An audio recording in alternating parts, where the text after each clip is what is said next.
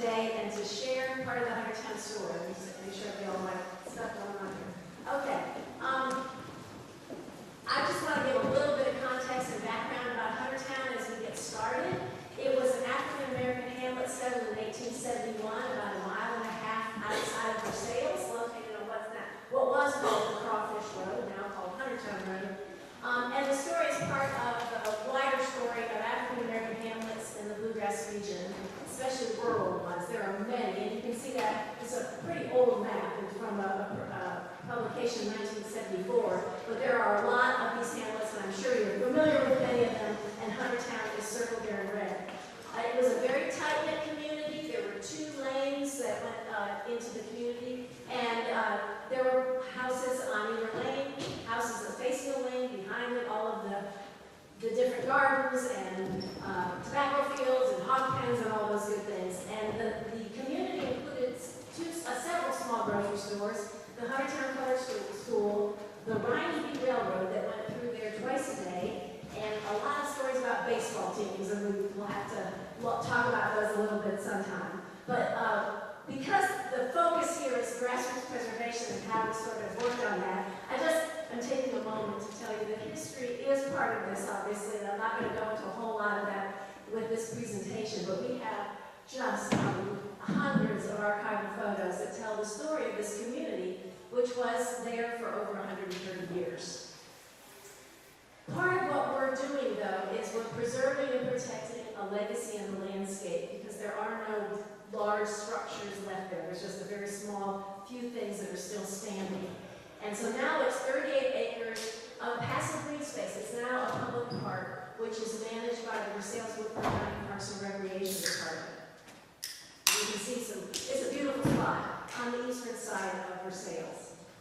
Grassroots preservation is what I'm here to talk about, and what I've asked you to talk about today. And so some of the key things I'm going to talk about in our journey are things that I just want to point out. First of all, collaboration. Honor the ancestors and partner with descendants. And I know you've had a lot of talk to Mr. McGill was here yesterday. You understand the importance of that. And we have former residents and descendants on our board and on our steering committee, and are committed to having those voices always.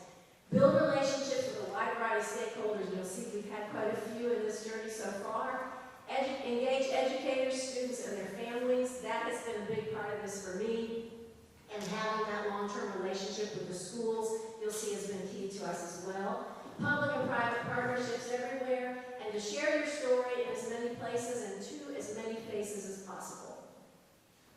The project history, the existing homes were torn down as part of Community Development Block Grant, and that happened between 2001 and 2006. There were over 40 structures that were torn down, and that's an overview of the park now. You'll see that the Bluegrass Parkway split the community. It was 50 acres, the park is now 38. And actually the cemetery is on the other side of the parkway, so it's not part of the park, but it is part of the story. That's the overview of the park as we have it now, 38 acres. It was zoned as Conservation District by the County Fiscal Court in 2010. And the idea to turn it into a park was not mine or my students or our ragtag, as we say, grassroots group of just citizens that said, we're going to get this done. It was the county applied for a grant in 2012, and they didn't get that grant to turn it into a park, and so it was shelved. But we like to say that we didn't start that, but we resurrected that idea. And who resurrected it was my former students, 9th graders in the social studies class at Woodford County High School. This was part of a project-based learning class in the Woodford County Academy, as it was called, for a few years. And these students spent a semester with me having to learn how to research as 9th graders, do annotated bibs, things that 9th graders love to do. Not. And so rather than just say, hey, let's write research projects, we decided to look at local history. And this was the second project, the second year that we worked on and discovered the Huntertown community. So the students spent a semester in history, and also then spent a semester understanding the environmental studies, and did a lot of work with the environment out there as well. So I had a science teacher who was the partner with me on that. We presented in 2016 to the county fiscal court, and the students had their research poster, and they went in there and said, this still needs to happen, this needs to become a park.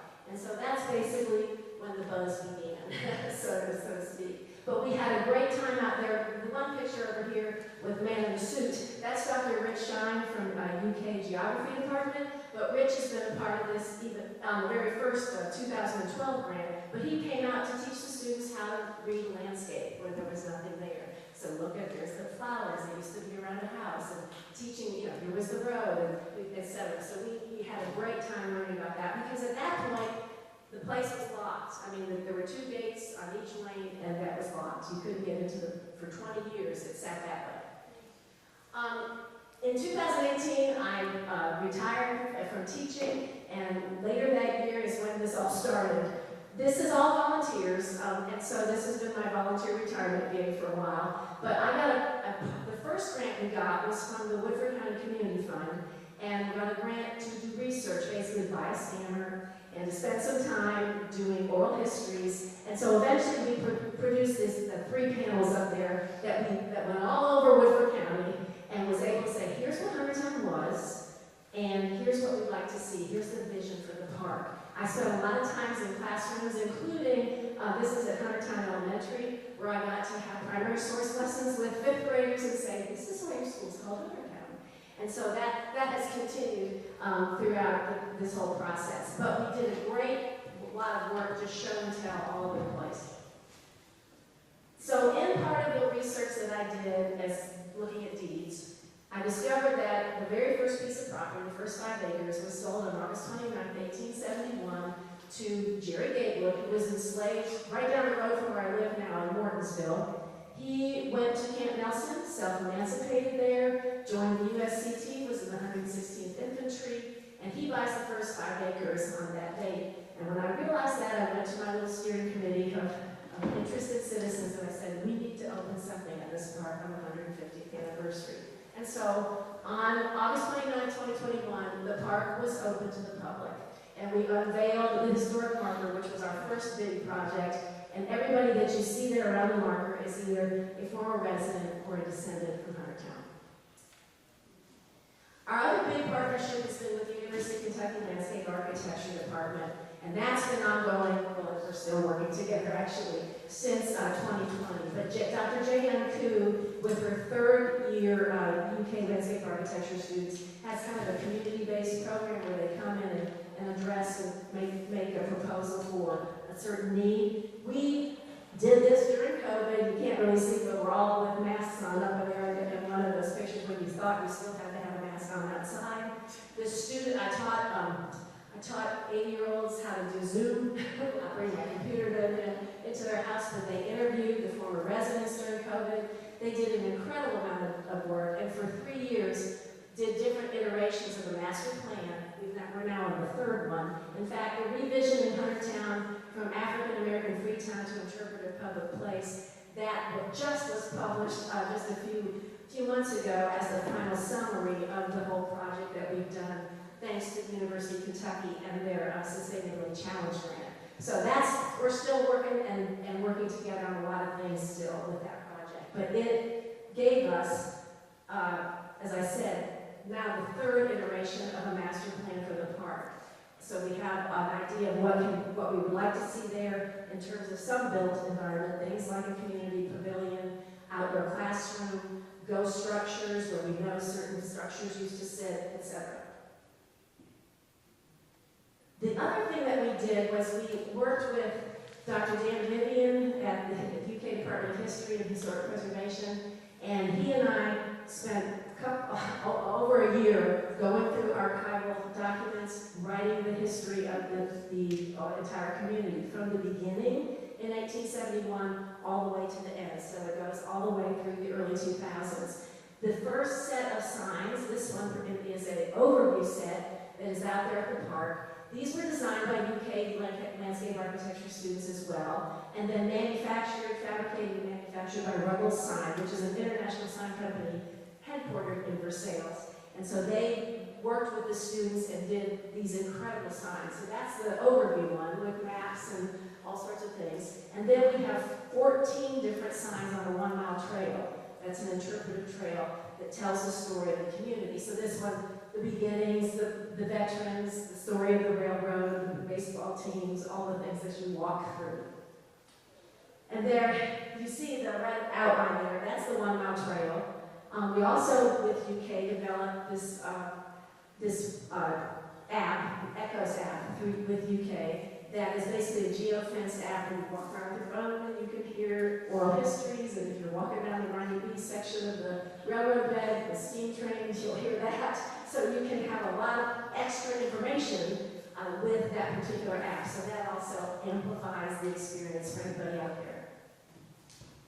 We dedicated the signs in November, another big event at the park, and the woman there in red is Miss Josephine Carr. She is the oldest living former resident in Kentucky. She is amazing. She's 95 years old, and she got to cut the ribbon for the signage trail that day. But it was an incredible day, and you'll see most of the people in that photo are residents, former residents or descendants. So this is a major milestone for us to tell the story of this community. Another thing that happened in the 20 years that the park was basically, not the park, but the community, the gates were locked, is even though the gates were locked on the road, somebody still figured out how to dump concrete there for 20 years and trash. And there literally were acres of concrete dumped out there. So we were able to work with the county recycling center. They applied for a grant through the Energy Environment Cabinet, and we were able to work with an illegal dump grant to get all the trash out of the interior section, and then a lot of the concrete actually had to get buried because it was way too much to move, but at least we have safe and a beautiful section in the interior where we now have a wildflower garden and trails and all that kind of stuff. Our volunteers are what make this park go and what make this project go. It is maintained, mowed, trash emptied. If we need extra help, Parks and Rec Department is always out there to help us. But everything else, from dealing with invasives to contacting people to get eventually at one point to get all the old telephone poles out of the property, all those things, our volunteers do it all. So there are always volunteers working every single week at different times. Some are volunteer Saturday, regular Saturday programs we have where people come out. Others we just have individual volunteers that have certain projects that they do and they love to do. So last year, 2,064 hours. Since we started in 2020 in the fall, over 6,000 hours. That's on site. That's not administrative stuff, that I end up doing. But that's on-site volunteer hours. All ages, all different groups. As you can see, school groups, Cub Scouts, church groups, master gardeners from Woodford County. And that's just, I'll tell their story in a minute. This kind of shows our restoration process of one little piece of, the only piece of the building that we still have there. And this is, you'll see in 2019, I'm standing on what you'll see becomes a porch piece, but you can't see it because it's totally taken over with winter creeper and honeysuckle. But then through the years, we get it cleared out and then begin to try to do something to keep it intact and restore it in some way, shape, or form to tell that story of this one piece of a building that we still have. And the reason it didn't get picked up and thrown out when everything else happened was because it was so covered up with winter creeper they didn't know it was there. And here's the story of the family that lived there. Alnetta Washington Jackson and her daughters right there. In fact, the little baby there, Geraldine, is on our board now. I'm not going to give her age, but she's definitely up there. And so she is on our board and one of our incredible volunteers. The middle person there is Frederick Douglass Jackson. If you're from Lexington, there's a November 19th is Frederick Douglass Jackson Day in Lexington because he was the first African American elected as a constable and was also an incredible community organizer and civil rights leader in Lexington. He grew up in that house, in that porch piece. And then his son and daughter are standing there on the porch piece while you could see it was in the middle of being put back together. And here's the next part of the story. So I told you, lots of people come out and work on Saturday mornings with us out there. These are two students from the high school, just a couple years ago. They were getting their NHS and beta hours, and they were out there helping us around the porch piece. We were trying to pick it up, and there's all sorts of things out there that we have to kind of get rid of or pile up, old bricks footprints and things like that that we're going to hold on to. And I said, go over there to the tree, there's a bunch of junk down there, just pick up some stuff there. There's a lot of trash. And they start digging there, and I go, Miss Finney, what is this? And I got fainted because it's Fred Jackson's World War II dog tag.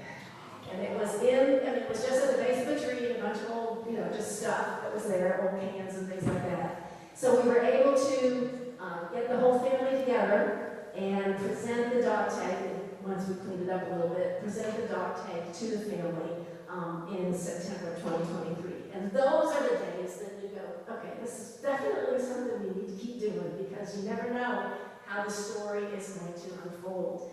And just an incredible story.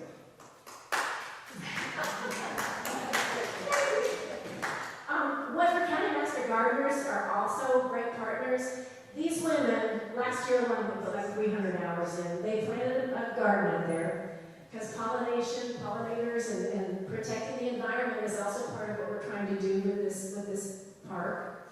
And these women, we have no water line out there.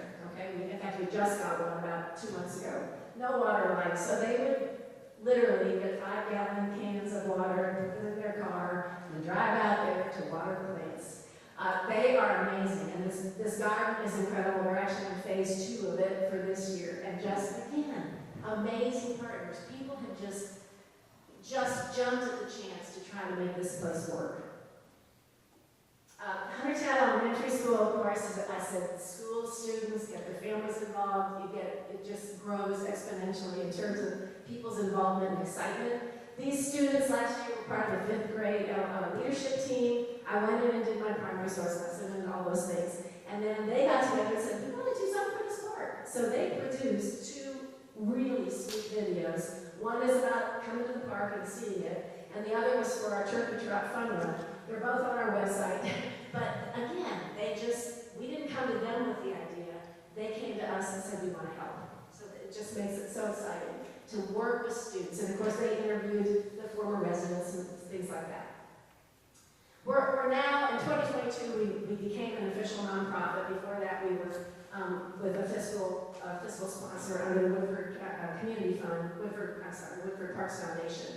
But we have all the things in the website and online donations and all those things that are maps and everything that you can imagine that you want to have, really.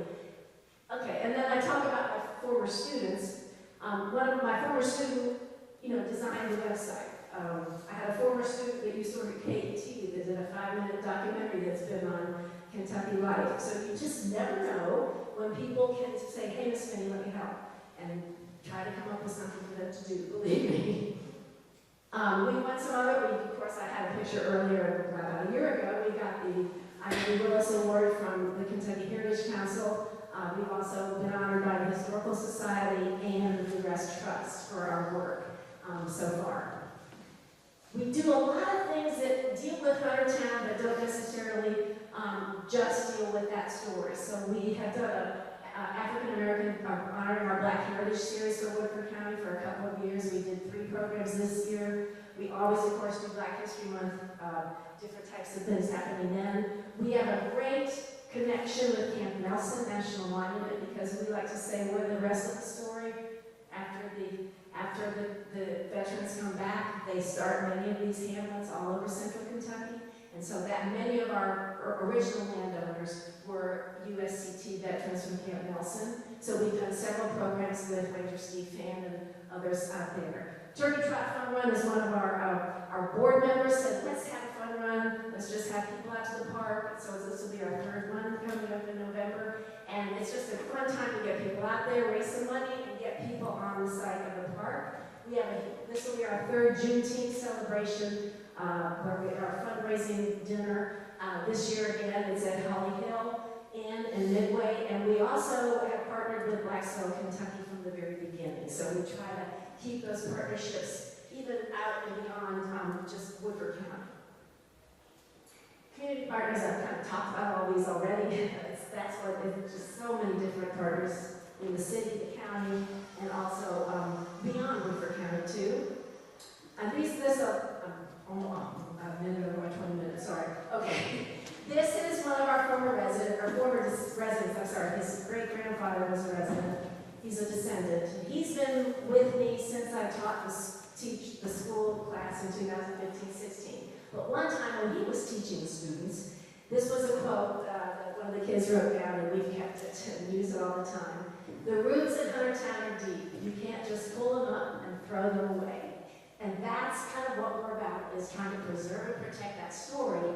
Even though the landscape is all that's left, we can still tell the story of the people that live there. And we've uncovered so much more that I don't have time to tell you, but it's all because of the partnerships that we've been able to develop. And people love this park, and they come out and use it all the time. They're running and walking and everything else, having a great time out there. And we just, day by day, project by project, we keep going on. So thank you for your attention, and thanks for listening to